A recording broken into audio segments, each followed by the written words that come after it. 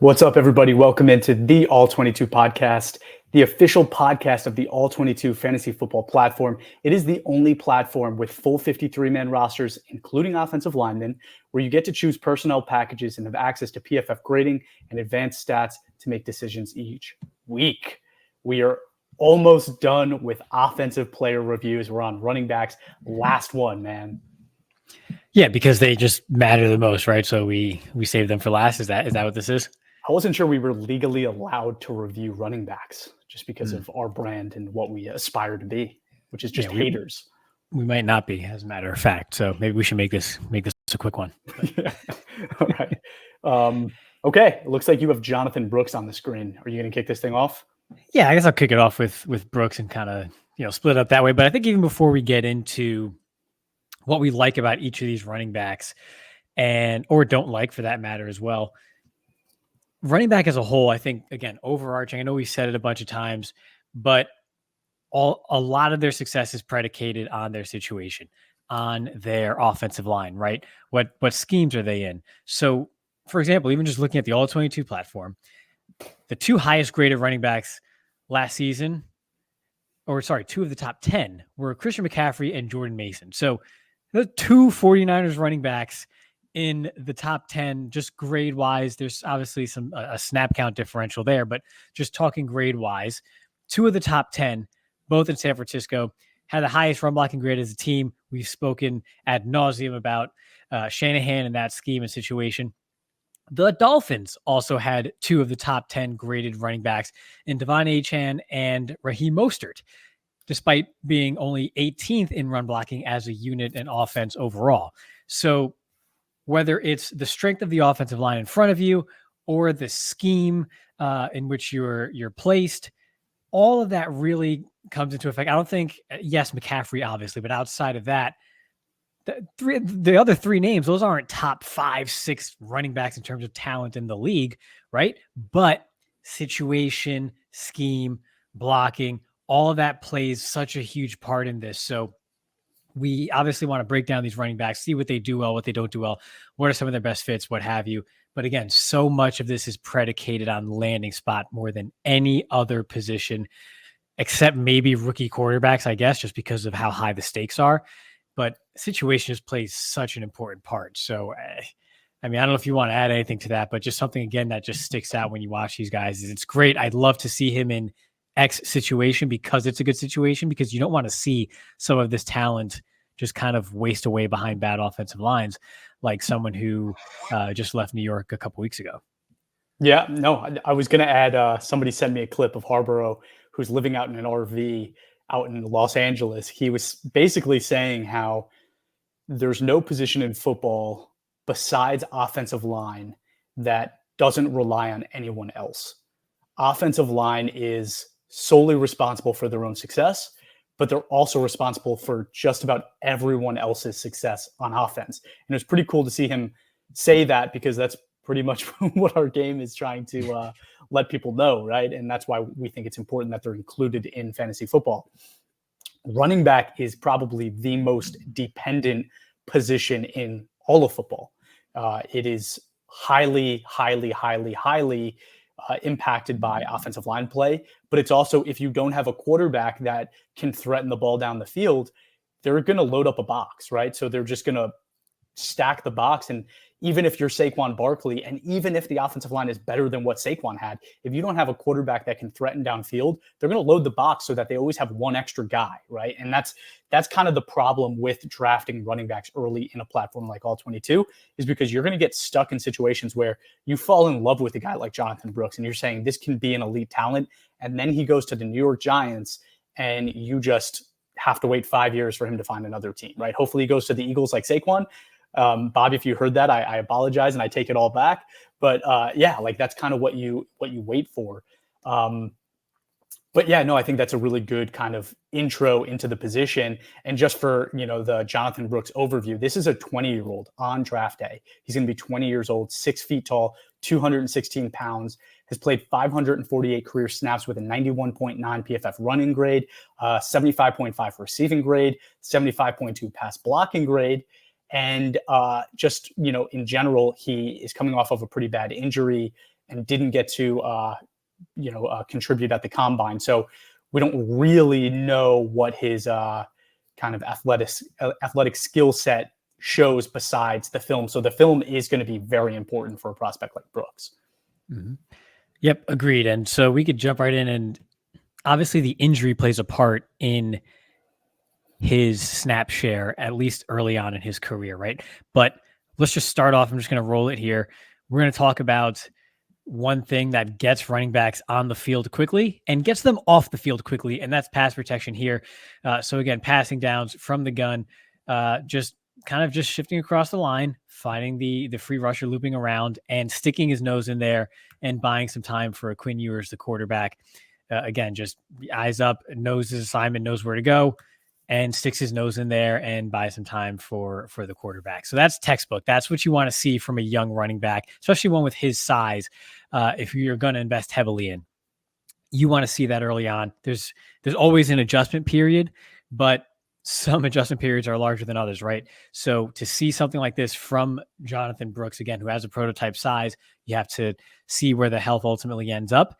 But that's what's going to get him on the field and have him stick on the field if he can contribute as a pass blocker as a young player. And again, what we show here are just some small clips of things that we see multiple times on film, kind of over and over again as trends. He sticks his nose in there a lot. So this is a physical player. One thing I think is a little bit overstated at times is the sheer explosiveness that Brooks has. I don't think it's quite on par with a Bijan or some of the other top backs, or a Gibbs or some of the other top backs of recent years, but it's not bad or porous by any means. At times, he can be a bit robotic, like you see here. If we were to pause it right about now, he's got a little lane here up the middle, right? This backer to your left on the screen, his right is sealed. He's got a man head up on 7 here, and you have someone basically screaming down from his left, our right. And he kind of cuts it back here into the oncoming free defender instead of just kind of sticking it up the middle here and gaining what he can. He could have slipped through there and gotten some positive yards. Kind of went where the play was designed to go and not necessarily running into space. Ended up costing himself some yards. And then what I love, front looks pretty darn familiar. Yet again, open gaps in the middle. And then he is going to just take it right up the middle this time, make the first man miss, get some yards again after contact, kind of keep those legs moving. So a patient runner for the most part. I don't want to say learns from his mistakes because there's always missed holes and such, but you don't see mistakes repeated on film over the course of a game with Brooks, which is a trait you love to see from a young player, especially one who was not the man, right, in his backfield until this past year with Bijan there. So again, nothing crazy, but just like to see a little one-arm stab as a receiver out of the backfield. He's not necessarily McCaffrey or Saquon, but can make things happen as a check down or just kind of in the flat to pick up some positive yards. So when he is on the field on passing downs, this isn't someone with stone hands who can't catch the ball and can only contribute as a blocker. No, this guy can get out into the flat, run some routes, make some things happen through the air. So he really does at a high level just check each box, right? He can run the ball, he can pass block, and he can catch, and he's got good size. I think the main concern is going to be health. And like we mentioned at the start, obviously landing spot, but he checks the boxes. Yeah, and the health is really the thing separating him from being, in my mind, one of those guys that in a class that's a weaker class, being like, this is a surefire, he's going to be the top running back drafted in this class. I think if he was healthy, I don't even think it'd be a question. I think he would be the top running back in this class. And also being in that conversation where it's like, does a team want him in the end of the first round? Because again, he's also 20 years old. He is that perfect kind of mix of size, shiftiness, speed, power, can catch the ball. Like you said, he does basically everything really well. He's not, I don't know if he's elite at anything. Like you said, he's not McCaffrey, he's not Saquon, but he does everything well. He doesn't go down. His size, 200 and what did I say, 16, 17 pounds. Yep. He's very shifty for that size, for that weight. So I like to see that. I think he lacks a little bit of that elite breakaway speed that some of the other prospects in this draft have. And at times he can be caught on his heels, like he's just not expecting what's coming to him. So definitely a running back that I like. Definitely wish he was healthy so that we could have seen him at the combine to see if that breakaway speed is better than what it looked like on film, right? But also, like, props to Texas for throwing out back-to-back, in my mind, the best running backs of their classes. That's pretty cool.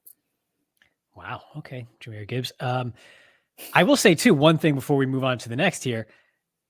I don't think Texas did a great job of helping him out. A lot of times on film, I wanted to see him operate in some more space, and Texas wasn't giving him a lot of running lanes. It didn't seem like a great situation at points in time. I mean, it's college. It's a little bit different than the pros and such. And obviously, especially when you're playing in the Big 12, things are a little easier on offense. But by and large, I expected a bit more help than what he actually got before I dove into the tape. So that's just another thing too. This isn't someone that checks size boxes and isn't just some, easy, just coasting situation. No, he had to work for a lot of his yards and big runs. So what you want to see again is for someone coming into the league, I was expecting a bit more from the rest of that offense at Texas. Watching the Texas guys, because there's 4 of them on the offense that I'm excited about for this draft. Quinn Ewers is pretty disappointing, right? Like, and he's a player that is going to be talked about as a top 5 pick next year. It's going to happen, right? And we've got to see what this next year looks like. But he's in that conversation, and he just didn't really set people up for success, considering the insane level of talent that he had around him. So that, I definitely think, plays into what you're talking about. He cut the mullet, so yeah, his powers are all gone. We'll see. I still like him quite a bit, but his play wasn't up to his traits this year, and I thought it would be, especially under that offensive staff. So we'll see how he develops. But I'm still a fan of his tools and his traits. And again, I think I mentioned it. I would have him pretty highly in this class if he were to have come out. A lot higher than a name that a lot of people are randomly talking about these days for some reason. So, all right. Chris, you want to talk about Trey Benson? I would love to talk about Trey Benson. This is 21-year-old out of Florida State, another offense that I really liked. 6'1", 223 pounds, played 783 snaps in his career, 87.2 running grade, 58.6 receiving grade, 69.7 pass blocking grade, and he has 1,921 career rushing yards and 25 touchdowns. This is a interesting running back in that in a normal class, I probably would have him a bit lower, but in this class, he actually looks pretty good. He's got fantastic build, right? 220 something pounds, strong against contact, and can really fit into most schemes. The issue is that he is very one-dimensional, right? With the receiving grade being what it is, doesn't really offer that at a high level. But let's show some film and we'll talk about it as we go. This is him near the goal line, getting a handoff from Jordan Travis. Let's go ahead and press play. Takes it up the middle. It's super glitchy, but this is the reason I wanted to show this one is just because, it's a little choppy. The reason I wanted to show this one, though, is just this is a guy that can fight for yards because of the size and weight. And this is going to be his bread and butter, right? Give him those goal line carries. He'll find space. He'll take contact. He'll keep his legs moving. This dude is kind of that quadzilla kind of guy where he will fight for every yard and find the end zone. He does that here. Teams are going to love that. Okay, this is a play where let's see him be an athlete in space. Him and Jordan Travis running some kind of option here, gets the pitch, makes a really nice move, and then finds space well and shows that he actually offers more athletic ability than maybe, again, that size would make you predetermine. So finds that edge, makes a guy miss. He does, I think, step out of bounds, in my opinion. I don't know if they called it out of bounds or not, but beating a safety, beating a corner in space, that's pretty special for a guy at that size. So another great run, just another element of his game that I do really like. And then third play here, go ahead and hit play. Takes a hand up the middle, fighting for yards, but it's just, let's watch it from this angle. I think it tells a better story. There's not much there, and I think he does a great job just let me follow my block and just use my legs, right? That's what he has. That's his gift, right? That's his kind of separator. Let's just get those really difficult yards and just push. I think he's going to be great. Hopefully, again, like he doesn't go to a Philadelphia tush-push type situation because he'll be a menace in that kind of scheme. But okay, another play here. This is him acting as a receiver. I think he can do it. It's just not something he does at a high level. This is really just a simple he's getting to space. He's the fallback for the quarterback. Edge rusher comes, quarterback knows he has to replace it with the ball. He does that, throws the ball, great catch, gets some extra yardage, right? Doesn't do anything really special after the catch, but just a great example of the type of runner that he is. In my opinion, a couple knocks on him, though, are just that he runs a little high. I think he's a bigger back. They tend to do that, but he runs high, and he also needs to load up his speed. Like, he's not an instantaneous burst kind of runner. He needs to kind of get going before he builds up enough speed to separate. Something that another guy in this class is the complete opposite with. So we'll get to that, but in my opinion, a good running back. I had him as my RB2 in this draft, behind the guy that we just watched from Texas. Again, most drafts I probably wouldn't, but it is what it is. Yeah, we're about to watch a bursty back here in just a second, but I think that's exactly right. And I love the size, and I love how he just, again, the fighting for extra yardage is so key. He can already get the dirty yards. And I think Brooks is also pretty darn good at that as well, which goes back to what we talked about with sort of Texas, not helping him out too much and having to work for what he got. A lot of young backs with this kind of talent aren't at that pace. And even someone as explosive as Saquon never really had to get many dirty yards because he could just explode over everybody. It literally sometimes just felt like he was literally just jumping over the defense. So it's the little things that allow sometimes for a smoother transition into the league than most other young running backs that Benson brings to the table. Like you said, though, it's not the completely shifty, just explosive, make you miss in a phone booth, and then he's got the speed, but the phone booth type of elusiveness is not quite there, and I think that's what really keeps him at that sort of day 2 level as a prospect. That, and also puts him back from what you're assuming is a healthy Jonathon Brooks. Not that Brooks is Mr. He's not like Darren Sproles or anything, but just in the sense that he has a little bit more of that element to his game than Benson does, where Benson is more build up, more stride, and can work in space, but not necessarily create his own where there's not a ton there. But these are both guys that we watched are both bell cow type of backs who can lead a running back room in the league. The type that you use in their rookie contract, and they're a huge asset for your running game as long as you properly support them. Right. Yeah, I think that's a good summary. You're going to do Marshawn Lloyd next, right? Marshawn Lloyd, fun to watch. I'm going to start it off similar to how I started it off with. Want me to do the numbers quick? Want me to do the numbers? Oh yeah, quick? Do the numbers. Do the numbers. You're the numbers guy. Because we just talked about. I got so excited. Excited. You're like, yeah, I'm going to do it. I am going to do it. I'm going to do it right now. And by the way, you had a very pausable moment, and I didn't get to say it because you were talking too quick. But you're going to go back and hear something. You got to be on your toes. You got to be ready for that. I wasn't. I was sleeping. I was sleeping. Marshawn Lloyd, he is 23 years old. We talked about a 20 and a 21-year-old. He is 23, so a much older back, 5'9", 220 pounds. So very interesting size build. He had 869 snaps, 87.2 running grade, 62.8 receiving grade, very poor pass blocking grade. I'm not even sure that number is accurate, so I'm not going to say it out loud, but what I have written down is 28.9, so could be true, but I'll double check that and get back to you. 1,609 career rushing yards and 21 touchdowns.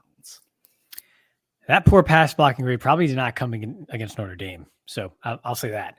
But I could see how it's plausible. He's 5'9". That's not a lot of real estate to block some linebackers here in pass pro, but fun player to watch. We talk about the disclaimer again. The most fun player isn't always the best prospect, but damn, it's fun. And so Marshawn Lloyd, you mentioned the age, and there's a bit of an injury history there where he also has a torn ACL in his history. Started out South Carolina, originally from the DMV area before transferring to USC. Super explosive, compact type of back who just pops off the screen. Sometimes it's because like those shorter legs just look like they're moving like super fast, but fun to watch and gets the job done. So starting it here, just letting it run. First play, again, he's looking for work in pass protection, finds it against the rusher here, and buys time for Caleb Williams to roll out of the pocket and scramble for some yards. So he's willing. Again, the build doesn't lend itself to consistent production in pass protection, but he's willing to do it. Here he is squared up, brings the contact to the rusher, and just completely walls him off and allows a lane for Caleb to escape. So it's there. The willingness and physicality is there. Is the ability to do it on a consistent basis given the size limitations? Probably not. But if you need it in a pinch, he can do it. Here, what we're going to see here is then just the complete opposite is just the speed, right? You run a speed option off left tackle here, and Caleb's going to give it a little pitch, and he's just going to sprint to the end zone and outrun the defense, use blockers a little bit. But again, this is basically just pure speed. So saw some physicality, saw some speed. And then what we're going to see here, another red zone carry, is just the leg churn, right? 5'9", 220. That's a lot of just compact strength in those limbs. So low center of gravity, that is something that's tough to tackle. You're going to notice here, if I could pause it in the right moment, he's going to get contacted at the 12, between the 11 and 12 yard line. And he's going to keep those legs moving and eventually fall forward to about the 7. So that's 4.5 yards after contact. That's exactly what you want to see. So while some people might not consider him a bell cow because of his size and his frame and wondering if he'll hold up, he's already got a major knee injury in his past. He shows the traits on tape to actually do just that. So here again, he's going to string it out. There's no cutback for him. So he's just going to beat the defense to the corner. Again, this is Notre Dame, a solid defense.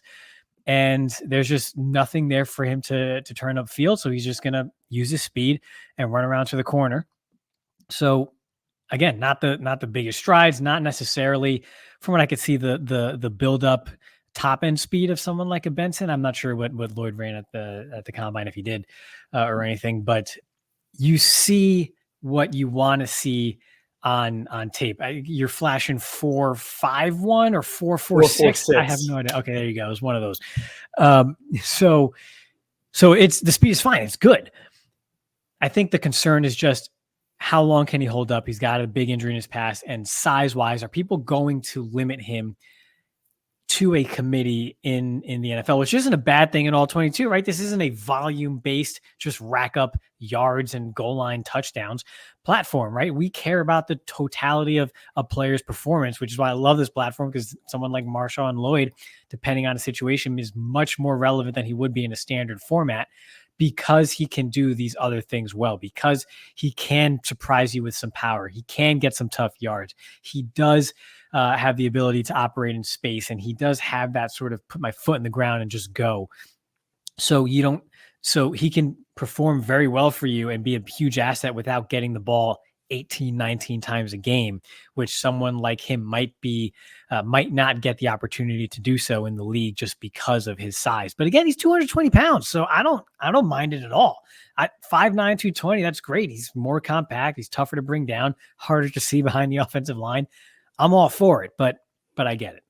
Yeah. And he is a great open space runner. And he really reminds me of like one of those guys in the NFL that just has like that 2-year stretch where he's awesome. Like he doesn't play right away. Year 2, year 3, all of a sudden he gets an opportunity. He's the guy in a system for 2-3 years, and then they replace him. Like that's just in my mind what I keep seeing when I watch his film, because I think he's like I said, a great open space runner, can be effective as a pass catcher, but the injury history, he's 23 years old. I think the scheme that he had in college was kind of wide open for him to do like fun things that look exciting on film, but like don't necessarily translate perfectly at the NFL level. And that pass blocking grade was accurate. There was 1 week he had a 0. So 220 pounds, he should be able to pass protect. And I understand 5'9", it makes it difficult, but 220, he should be able to. I had him as my number 9 running back in this class. And I know you and I kind of debated including him in this top 5 review that we're going to be doing now, right? We're going to just review 5 running backs, including him here. And he was kind of like, you're like, hey, this is the guy I want to include. And I get it. Like there is so much on his tape that is exciting, fun to watch. And like I said, like he's going to have some stretches in the NFL where like, we're going to be like, that guy's dope. Like I want that dude on my team. Right. But to me, it's just, is it going to be a 5-year, 6-year, 7-year starter in the NFL? I don't think so. I don't think so. And the next guy we're talking about is a guy that I think has a very high chance of doing that, right? So I think next we have up is Jaylen Wright out of Tennessee, 21-year-old, 5'10", 210 pounds, played 908 snaps with a 91.2 running grade, 54.5 receiving grade, and a 73.1 pass blocking grade, 2,297 career rushing yards, and 18 touchdowns. This is a very high volume guy that did a lot in college and looked great. I think the most surprising thing to me is when I watched his film, and for Jaylen Wright, I went back and forth a million times on where I wanted to rank this guy. At times he was my number 1, at times he was like my number 5, and I settled on 3. And the first play here, you're going to see kind of one of the things that surprised me most. So just press play on this. You're going to see him run up the gut and basically get like body slammed by a pretty big defensive tackle, and it's glitchy. But essentially this defensive tackle gets him and just puts him down, right? I thought that watching his film that this dude was 185 pounds and that his weight listed was a complete and utter lie. That wasn't the case. This is a 210-pound guy at the combine who ran a 4.36, I think. So guy that's big and fast. He does not play big on tape at all. He doesn't take contact well. He basically goes down, in my opinion, pretty easily against linebackers and defensive interiors. He's not a drive past contact kind of guy. And on that first play, it shows a really good example of that, right? He does not look 210 pounds on that first play. Second play is kind of famous for, Ray's kind of getting famous for saying this. It's really, can the guy catch a ball away from his frame, right? Ray loves that saying. And Jaylen Wright can. This is a guy that can be a really good receiving back in the NFL and really an all-around back in the NFL. That's a play that he's going to be able to do a million times. Just catch the ball, get the edge, get upfield. He's going to do that. His top skill, in my opinion, is his shiftiness. Watch him just break that corner and get the outside on this play. He just makes a guy look absolutely silly. A guy that's a top athlete playing cornerback makes him look absolutely ridiculous. But then first contact, he's down, right? First time somebody gets a hand on him, down. He doesn't make that guy miss. But his top trait to me is that elusiveness. He is so shifty. Again, 4.36 speed at 210 pounds. That's pretty awesome. I think this is the same play, just getting that upper angle. Can't go down on first contact if you don't get contacted. So exactly. That's my philosophy. Mm-hmm. And then ran that. It was a 4.38 at the combine. This is an example of that 4.38. He is outrunning safeties, corners, finding an edge. He runs a little out of control for his body, which also told me that he wasn't 210 pounds, but I guess I'm wrong. Makes a guy miss, again, doesn't get touched. And then again, if you just don't get touched and you have 4.38 speed, you're going to outrun some dudes, right? And that play is pretty special right there. Just the contact. To me, that's going to be the separator. Why I don't have him as my RB1. He just doesn't do well against first contact. It is a flaw to his game. It's something that I think leaves a lot to be desired. And a lot of people do have him as RB1. So it's something that I would just point out to those people and say, just be cautious about this because I don't know if he's going to be a 3-down back, right? Like there's a chance he's really third and fourth down back instead of the first two. But, we'll see. We'll see what kind of back he becomes. Maybe he gets better at that at the next level. The thing about Wright and Lloyd, which you've touched on, is do you know what they're called? Like it's those stars that they shine really bright, but they don't last very long. Like they shine really bright and they just like explode and just like fall or whatever. And that's it. They're just done. Solar eclipse. Mm-hmm. That's not what it's called. No, I took Supernova. Astronomy in college. Supernova? I should know it. I should know this. That doesn't sound right. That sounds like a sci-fi thing. But I think that might be Wright and Lloyd because the top end plays from those guys match up with anybody. And in my opinion, are more exciting than those of Brooks and even Benson. They just are. But that's just the high point. There's way more to the bell curve and the totality of the performance than just the highlights. And it's those other areas where I think Lloyd does those better than Wright. It's just whether he can hold up, whereas Wright is not quite as polished.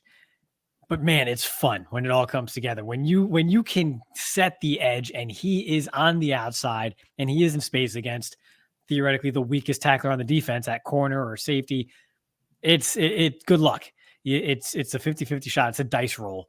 If you can get a hold of him, you're bringing him down. If not, then he is taking 4.38 speed to the house. So that lends itself to that sort of unpolished, volatile nature of his game lends itself to a committee with a more steady type of back and type of player. But I don't know, man. He could put it all together, and then that's it. He could be RB1. If he hits, I forget the exact phrase that we use a lot as it relates to like the percentile outcome, right? If he hits the 90th percentile of his potential outcomes, that could be better than anybody else's in the class because of the size and the speed and the shiftiness. It's all there. It's just the likelihood of him hitting the high end percentile of his outcome is less than some of the other backs in this class who still have very high ceilings.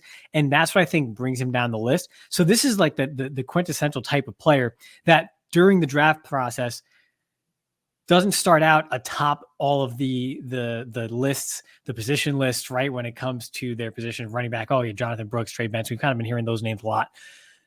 But then people watch him and they go, wait, why isn't he? Like, look at this, but look at what he did here. And then when you really kind of, you turn the light off at night and you're just watching the screen, okay, straining your eyes, watching his film, and you watch 90 consecutive plays of a player, then you kind of put the pieces to the puzzle together and say, okay, this is what's preventing him from being in the penthouse at his position right now. So he could get there. I'm still not sure where exactly I would slot him because after, in my opinion, the top tier of Brooks and Benson, it's a little murkier after that, but the potential's there. Yeah. And I'm debating now how we do this because I think we should give people like a round estimate of where we think these guys are going to go. We should be giving them landing spots where in the all 22 era, we should be giving them that information like we always do. It's funny because Jaylen Wright to me screams Cowboys. Like, if there's a running back in this class that I think makes sense for you guys, it's him because of that. The star can shine bright, right? Like he is a guy that can do some really exciting things and Jerry Jones is going to love that. Like he's going to absolutely love it. Not saying he's a first round guy for you guys, but maybe at the end of the second round, I do have a second to early third round grade on Jaylen Wright. And I think you guys would be a great landing spot at the end of the second round for him. Don't know what you think about that, but I mean, before even you answer, I'm just going to say Trey Benson, Jonathon Brooks, my running back 1 and 2. I also have second round grades on those guys. Jonathon Brooks being my RB1, I have as a mid second round guy, not even an early second round guy, especially just because of that knee injury. We don't know what's going to happen there. Trey Benson, I have him as a more mid to late second round guy. Again, just don't really think that he's this elite guy that can go early. But those guys landing spot wise, I don't really know, right? Like running back holes got filled on most of the RB needy teams in free agency. Like there wasn't a team, they all shuffled, right? Like it's not like somebody lost somebody and didn't get somebody back. They basically all just shuffled besides maybe the Cowboys, right? And I had Jaylen Wright going to them. I don't know if you have any like obvious destinations. I think the Raiders are a good one. Trey Benson screams Raiders to me. I could definitely see that. But yeah, any other landing spots? And then what do you think about Wright on the Cowboys? So it's not going to happen. And here's why, because Jonathon Brooks makes all the sense in the world for the Cowboys, because the Cowboys love drafting players in the second round who are coming off of big injuries or have major character concerns. And the Cowboys team doctor is the one who performed the surgery on Jonathon Brooks. He's from Texas. They need a running back. And that's just what they do. Jerry Jones, they need multiple offensive linemen. They're going to get one in the first round. They need multiple offensive linemen. They need defensive tackle. They need a linebacker. But Jerry Jones is going to be like, oh, running back. And, we did his surgery. We got to take him here. Whether it's Jalen Smith, Jonathon Brooks, they will take a big name second round player coming off of an injury that they're familiar with. And so if he's there, that's where he's going. One team with a destination that not necessarily is the ideal destination for the player, but one that could be much worse is Cincinnati. I know they like is it Brown, the young running back, and they got Zach Moss, but when I watch, I could see someone like Jaylen Wright really thriving in Cincinnati, given the pass weapons that the pass catching weapons that they have there. That offense opens up a bit with a healthy Joe Burrow, and he can kind of do his thing in space, catching the ball out of the backfield. and he's part of a bit of a committee there with a veteran like Moss, who's got the prototype size and is more of that steady type of player. I think that's a great fit for someone like him. It depends how teams view Lloyd as well. Because again, I just go back to he's 220 pounds. Like I don't need this guy to be spelled and only get 9 carries a game for at least his first 2 years anyway, 2 or 3 years. So let him have at it. But NFL teams might feel differently. But I think a good landing spot, another one there with running back openings, would be Cincinnati. I don't think Moss is we know Moss is not like a long-term answer by any means there. It's not a lot of investment, but that's another situation that I think bodes well for one of the young backs to go in this class. So Dallas is going to take a running back. I do think Cincinnati is going to take a running back at some point here. And I think those are 2 positive destinations for whoever ends up there. I just think stylistically, Jaylen Wright makes a lot of sense for Cincinnati too. What do you think about the round, though? I mean, I have, like I said, all of the 3 guys or 3 guys besides Marshawn Lloyd that we talked about as mid-second to early 3rd round grades. Jonathon Brooks would be early 2nd, healthy. You're talking to the guy that I hate injuries in the profile. I need to see you. If you tore your ACL, you better have torn it as a freshman, and I see what you look like as a junior 2 years removed. When you tore it in November or October, whenever it was, I throw my at a place like running back. Me personally, I just wouldn't do it because running backs, again, not the whole they're done, but those blah blah blah. Like there's differences and intricacies to this thing. But I could find a running back with 2 healthy knees and not have to worry about what he's going to look like. I want to know what my running back looks like. I don't with Jonathon Brooks at this point in time. So I think ultimately he's honestly going to go around that 50-ish range in the 2nd round, which is right around Dallas's wheelhouse. So we'll see. I don't think anybody pulls the trigger in the top 40 given the injury and the position being what it is. So I think mid-2nd round is about right for Brooks. I would not touch him until the 3rd because that's just me personally, but I get it. I think Jaylen Wright, given a bit of the volatility there, for example, I have him and Marshawn Lloyd early 3rd. I think it's more likely Jaylen Wright goes early 3rd than Marshawn Lloyd, but I might have Marshawn Lloyd a tick ahead of him. I'm just a big fan of his game. And again, he's 220 pounds at 5'9". I freaking love that. How much did Maurice Jones-Drew weigh when he was playing? He was like, I don't know, 5'3", and he looked like he was 48. I don't know. No, that's the 5'3". I think he might have been 220. Yeah. But I mean that can work. Well, muscle hamster Doug Martin, right? That's another one, 5'9", 220 something, and you that's actually a very good one. He was good for about 2-3 years. He was a phenomenon, and then he went off. So, but if you tell me I'm drafting Doug Martin in the 3rd round, that's fine. That's exactly what I'm drafting him for. 3 years. If I could get a 4th, fantastic. I'm not signing him to a 2nd contract. He's a running back. So that's exactly what I'm looking for. And that's why I might have him above a Jaylen Wright where I have to worry about whether he hits that ceiling. So I think the guys we've talked about right now, Brooks still a top mid-2nd. The others I have early 3rd. Okay. Benson, I would have late 2nd, early 3rd, probably above those other 2. So it goes Brooks, Benson, let's say Lloyd and Wright. Wow. Okay. Yeah. So Lloyd I have as a mid-4th round guy. So I know we're going to be super different on that. And it's because he's 23, right? 23 with injury history, not a lot of snaps under his belt. It's concerning to me. I actually wanted to I know we don't have a lot of time, but take 1 second because I think it's a good conversation. We can even snip this part to do for a separate video, but all 22 think tank, right? I saw Chris Sims talking about how he wants to try to help the running backs figure out a way to get, better contracts for them, better situations for them, and just more player control, right? And I had some thoughts around it, and I'm curious what you think, or if you have any others, because this is a really important conversation for these running backs. These guys are going to be, one of the last groups that are going to really struggle to get paid, right? Because eventually there's going to be a new negotiation with the NFL and NFLPA where they come up with a new structure. But the running backs right now are all getting kind of screwed, right?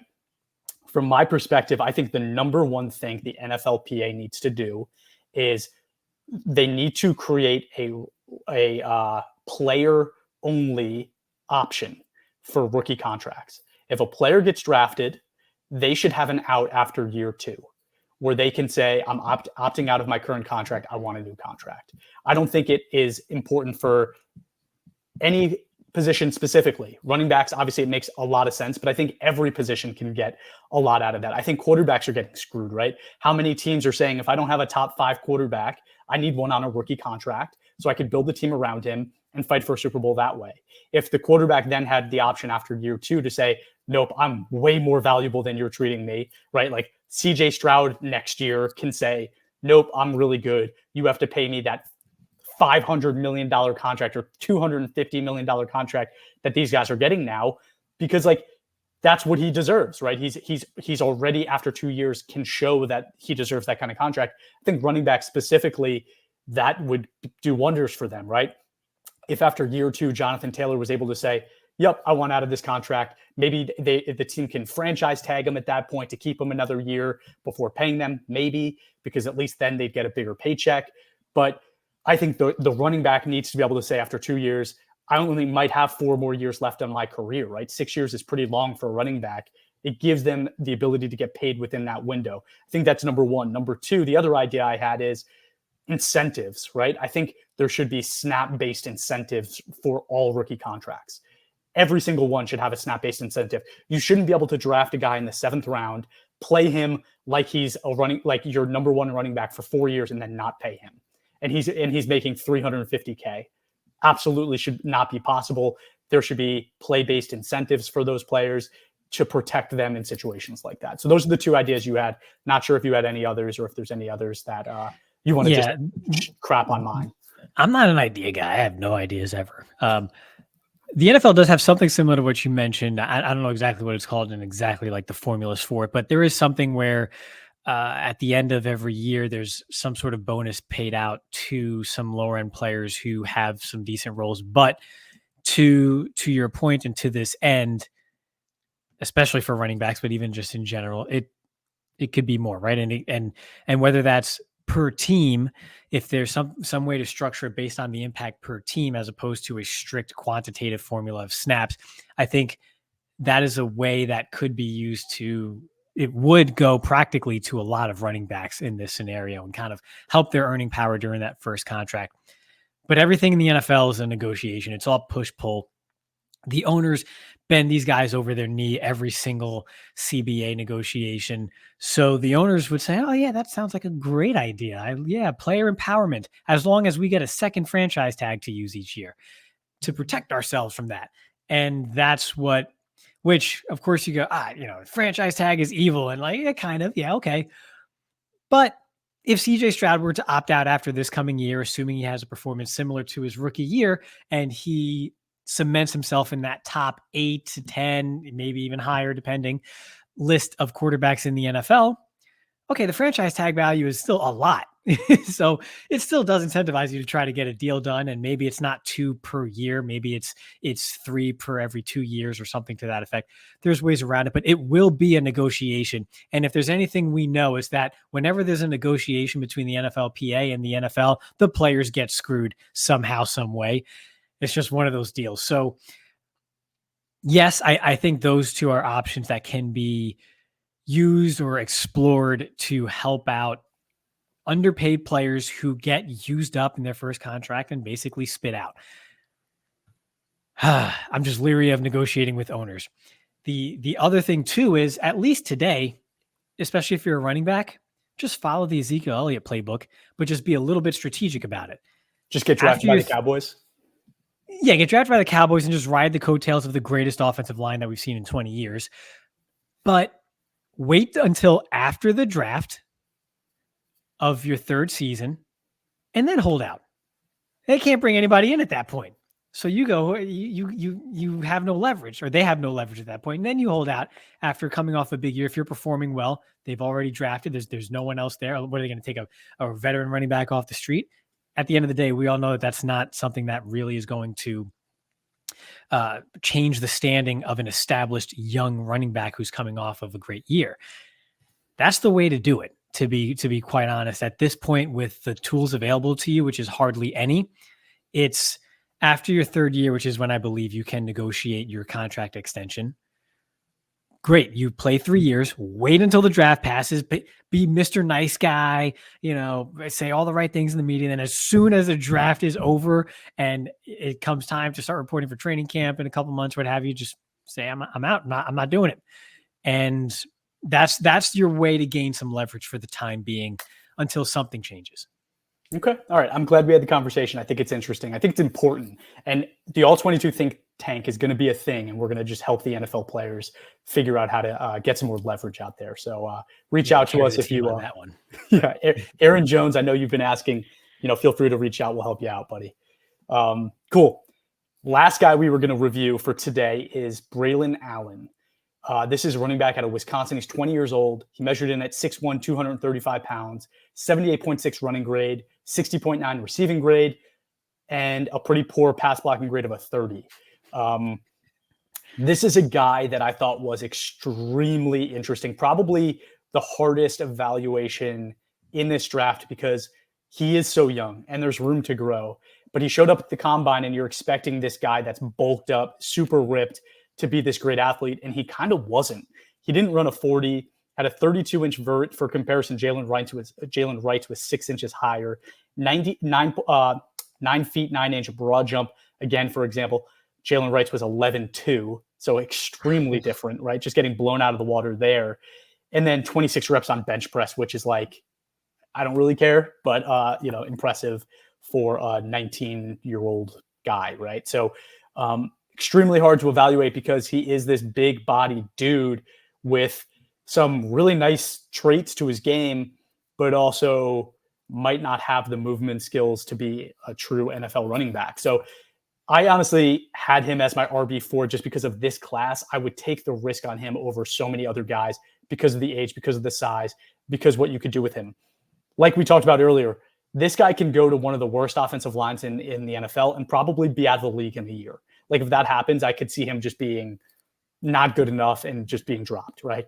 If he goes to the best team in the NFL, this dude can be amazing and have an insane career and all of us are going to love him, right? It could go either way. I mean, I know Jonathan Taylor wasn't this because Jonathan Taylor was a great athlete and did all the movement skills well. But he went to Indianapolis and just it was a perfect situation for an RB to go to, and he did fantastic. I don't know if Jonathan Taylor in a different situation is the Jonathan Taylor that we've come to kind of know and love. It's not my comparison here, just kind of pointing that out. If he goes to the right team, could be great, but if he goes to a team that just doesn't block that well, and he does that, he will be on the bench so quickly. Landing spot for him, we did talk about the New York Giants. Obviously, they have a big hole with bigger backs. I think they went with Devin Singletary, who I love, Jitterbug, right? FAU, shout out to FAU. But they could really use to spell him with a more goal line style back with a bigger body. So I think it does make sense. I have a late third round grade on Braelon Allen. Again, that's my fourth back in this class already at the late third. That's the kind of class this is. But yeah, New York Giants do make sense for Braelon Allen. Yeah, I don't like backs who cannot create for themselves. I'm not a creative person, but I want my running backs to create. And he just cannot. I mean, at that point, if I have to build an environment to where my running game has success, regardless of whatever you bring to the table, which is the right way to do it in the NFL, which is what teams are moving towards, which is why running backs aren't being paid anymore. But if I have to do that, then what am I bringing you in for? There's something to bring you in, and the opposing safety and the linebacker that hits you in the hole really feels it and it hurts him quite a bit. But you know what? If it hurts to hit you, but you go down and you don't turn those legs and you don't get those 3 extra yards all the time, and they're not worried about you leaving their ankles on the turf because you have no elusiveness and make you miss in a phone booth ability, then these guys are grown-ass men and paid professionals. They're going to take the pain and hit you, and you're not going to go anywhere. So I need value add, and I don't see the value add in Braelon Allen and what he brings to the table. So I have him below guys like Ray Davis. I have him slightly above Audric Estime. I go back and forth on this because I think Estime is better today. I think Estime is better, period. But the upside with Allen potentially, given his youth, the raw power that is there. You convince yourself that this could be something if I have a downhill attack. But it's not someone I would draft. I would let someone else draft him at that point, because I just don't. Okay, I'll draft him like the 6th round. Great, yeah, but this isn't someone I would take in the draft to depend on right out of the gate. Which if I'm drafting a running back, there's no waiting period. There's no incubation period. You're a running back. You go. You're born swimming, and he can't swim yet. He can't swim on his own. So why am I taking this player? I just can't do it. The power is nice.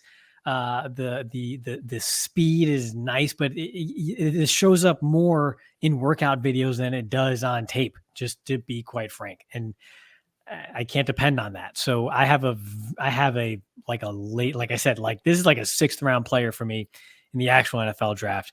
I'm not drafting him in all 22. If he has a good couple of games, maybe I'll try to sneak him up in the waiver wire or something. But by that point, I'm sure someone will take him who likes him more than I do. But this is just not my kind of player. I need to make you miss. I'm going to go away from running back for a second. It actually kind of applies to running backs, but more so receivers. It's a comparison I like a lot. When you're discussing slot receivers more so, you can kind of categorize them as like they profile more as a punt returner or a kick returner, right? Someone who profiles as a punt returner is much more elusive. It's quickness over speed, right? It's can I make you miss in a short area and get some yards that way, as opposed to a kick returner. It's build up speed, which shout out to the new rule change. Now we might actually have kick returners again in the NFL, but kick returners are more build up speed and get yardage that way, right? I like my running backs to be punt returners. I want you to make people miss in traffic and to operate in close confinements and close quarters. There's no real operation with Braelon Allen in close quarters. It's put my shoulder, lower my shoulder, run behind my pads. And if my line is getting a push, I am pushing them further. It's like he pushes himself, but that's about it. And so I can't do much with that. I really can't. And so if this guy isn't even grading out as a great blocker either, then I really don't see the spot for him. I just don't. Well, that's a really aggressive take. I found the spot for him on the New York Giants. I don't know what to say to that, right? It's like, no. The Giants can't create for anybody right now. I mean, like, in all honesty, so what's funny is I think Baltimore might be a great spot for him. I think Baltimore's a great spot for anybody. Yeah. But because of how Lamar spreads the defense out horizontally on every snap, run or pass, that softens up the middle. So that's where, fine, you go ahead and you be a battering ram up the middle. You have Linderbaum at center there too. You have guys on the interior that can make something happen, and then you could punish a defense that way. That's where I could see him having success. But if he's just got to take a straight handoff, make the first guy miss, and do something with the ball, I don't see it. Yeah, no, that's a great point. But like the thing is, the Ravens draft good players, right? So they're not going to draft him, and that's kind of like now who's aggressive. Yeah, true. But like, and you made a good point, and I wanted to point it out in response. But you said I wouldn't draft him in all 22. I wouldn't draft any of these running backs outside of the top 3, and even those top 3, I probably am not even touching until the 6th or 7th round, because they're not elite special running backs, right? I think if there's a Bijan, maybe you start to think about him in the 3rd round because of the value of the position. But with a draft like this, where there isn't a running back at that level, you wait, right? So like, to me, it's those 3 guys. And if not, I'll pick one of them up in free agency. But real quick, like you mentioned Ray Davis, I have Blake Corum as my 5 and Ray Davis as my 6. Those 2 fell slightly behind the rest because they are 23 and 24 years old come draft day. These are older running backs. And when you're talking about the lifespan of a running back, like 27 years old is like, you're pretty close to being done, right? Like that's what we're seeing in the NFL today. Derrick Henry is a unicorn. That doesn't happen. But Ray Davis is 24 on draft day. That means I have 2 years if I'm drafting him. But Braelon Allen, I might have 5, right? And that's why I'm more willing to invest in Braelon Allen, because at least I know that I'm going to have him for the full contract, where Ray Davis, I might not, right? And same with Blake Corum. You have an up back for a long time on punt team. It's fantastic. Yeah. But Blake Corum and Ray Davis are special running backs in their own right. They are bigger bodied guys with a lot of mileage on their bodies, but proved that they are special running backs for their teams. Obviously, Blake Corum was relied on heavily with Michigan winning that championship. He has 3,700 career rushing yards, and Ray Davis has 3,600. You're talking about 7,000 yards combined between the two of them, just rushing. These are special guys that teams will covet, and I covet. Like, I want these guys on my football team. I would be psyched. Like, I did Jacobs to the Packers. Great. Love it. It's, good for the fans, whatever. But, like, I would have rather save that money, go sign Justin Simmons so we have two safeties, and then draft a Blake Corum or a Ray Davis, right? Like, they're going to be the same age as Josh Jacobs. Like, it's fine. Like, let's do it that way. But just my opinion, I think those two guys are definitely guys to keep an eye on. And then I know you kind of liked Bucky Irving. I don't know if you want to say anything about him, but I also thought Audric Estime from Notre Dame is a guy to keep an eye on. I had all four of those guys above Marshawn Lloyd. Damn. Bucky Irving slowly slides down for me. And it's not just the testing. He's fun to watch. He's explosive. He's electric. But a lot of it is the Oregon offense just putting him in positions that he can't be in the pros or won't be in the pros, at least at any significant clip. And so I need to see more in those translatable situations. It's just not there for Irving. So with Estime, the thing that holds me back is I don't see the spring in his legs. He's got the size. He runs hard, but I don't see the spring in his legs that, again, makes a defense concerned about facing him. If you just have to face a big back, okay, yeah, it's not pleasant, but it's fine. I don't see that next either gear or lateral ability to make a defense pay when they're wrong. It's just not there. It hurts to go against, but I don't see that next level sort of just spring in the legs. I have no other way to really put it. So that puts him down the board. I don't think he ran well either. I don't know if you had that time in front of you or what, or if he ran at all. But for some reason, I feel like he did not run well. He didn't run, but he had a 38-inch for 10.5 long. So, I mean, decent numbers. That's another thing I want to bring up. How the hell does Braelon Allen power clean like 900 pounds and he only has a 9.9? We're going to get off track. 240 pounds, you know what I mean? Like 240 pounds. But, like, we see edge rushers do it, right? Like, that's Saquon was 233. Like, yeah. But he's also 19. He's not a grown man yet. A lot of these other guys are.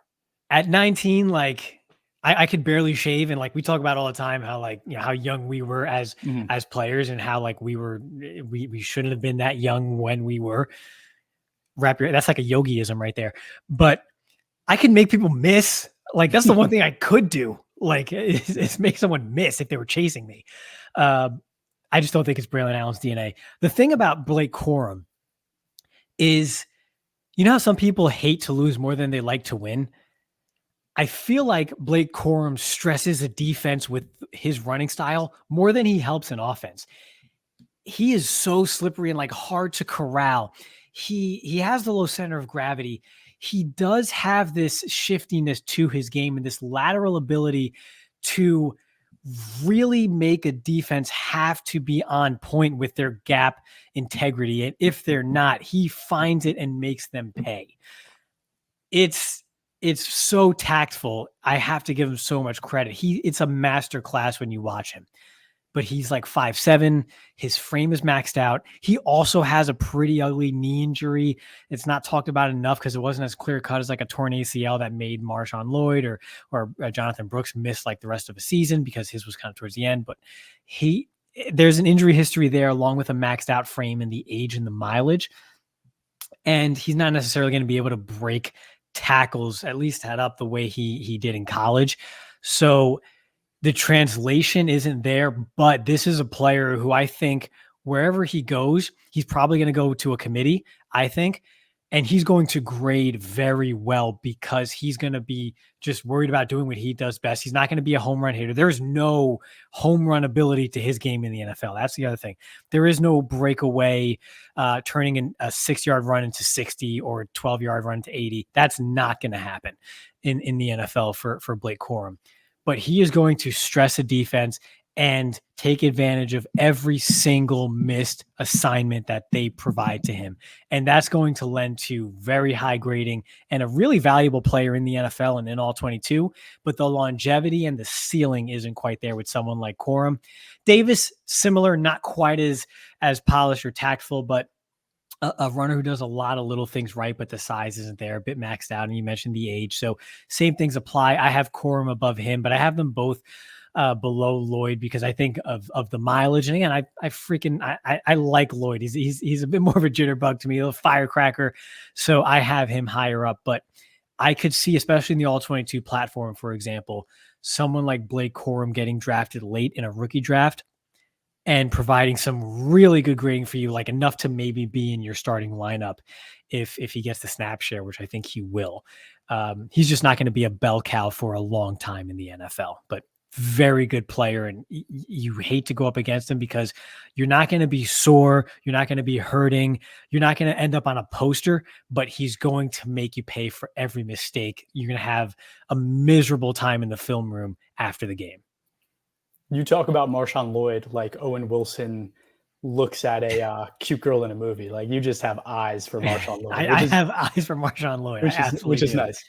I think you hit it on the head. I think Blake Corum, if he wasn't going to go in the second or third round, I would be much higher on him. Like, if you told me you can invest, like my NFL team would invest in him in the 5th round because he's going to be great for us for 2 years, I would love it. But I just know that he's going to go in the 2nd round. And because of that, it's like, I don't want that. That's aggressive. This is a good class in the top 60. I don't know. So, maybe even early 3rd, though. And I think there's guys I'd much, much rather have in the 3rd than an older running back. I think that's my big concern there. I think if it was like, I don't have to invest anything in either of them, I could still get all of my other guys, I would definitely have Blake Corum over several other running backs in this class. And the height is a concern because I love small running backs and I've gotten burned a few times. But I also just want to mention the other 2 guys in this class that are kind of getting some steam is Will Shipley and Frank Gore Jr. as guys that people are excited about and people like, right? Will Shipley, I like I have both of them with early 6th round grades. Like, I think that's probably when they end up going in the NFL draft. But they're guys that are going to make NFL rosters. And I would not be surprised at all to find out in 3 years that those 2 guys are some of the best running backs in this draft class because they do little things really, really well. And they just seem like team players, right? Like, they're going to go out there and you could give them the rock 20 times a game.